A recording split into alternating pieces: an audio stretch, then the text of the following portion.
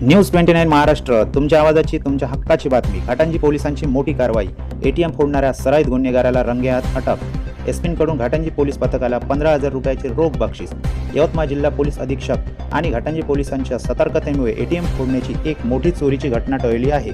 महाराष्ट्र बँकेचे एटीएम फोडण्याचा प्रयत्न करणाऱ्या एका सराईत गुन्हेगाराला पोलिसांनी रंगेहात अटक केली आहे.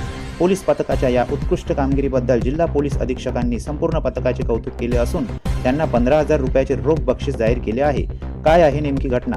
मिळालेल्या माहितीनुसार दिनांक 6/6/2026 रोजी घाटंजी पोलीस स्टेशनचे राहुल खंडागळे, पोलीस अंमलदार दत्त कुसराम आणि सचिन नैताम हे अवधूतवाडी परिसरामध्ये एका खुनाच्या गुन्ह्यातील आरोपीचा शोध घेत होते. याच दरम्यान त्यांना सीआरओ यवतमाळकडून फोनद्वारे माहिती मिळाली की घाटंजी येथील महाराष्ट्र बँकेचे एटीएम कोणीतरी फोडत आहे. माहिती मिळताच ते तिन्ही पोलीस अंमलदार तत्काळ घटनास्थळी पोहोचले. तेव्हा त्यांना एटीएम फुटलेले दिसले. त्यांनी तात्काळ याची माहिती घाटंजी पोलीस स्टेशनचे पोलीस निरीक्षक केशव ठाकरे यांना दिली.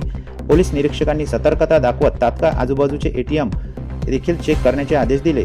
जेव्हा पोलीस पथक महाराष्ट्र बँकेपासून अवघ्या 50 मीटर अंतरावर असलेले HDFC बँकेचे एटीएम चेक करायला गेले तेव्हा त्यांना शेजारील गल्लीत एका ट्रॅक्टर मागे अंधारात एक संशयित व्यक्ती लपून बसलेली दिसली. पोलिसांनी सापळा रचून त्याला ताब्यात घेतले.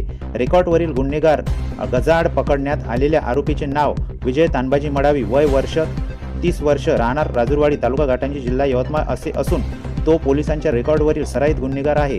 त्याची झडती घेतली असता त्याच्या पॅन्टच्या खिशातून 2 पाने, स्क्रूड्रायव्हर आणि गाडीचा वायपर यासारखे एटीएम फोडण्यासाठी वापरलेले साहित्य जप्त करण्यात आले.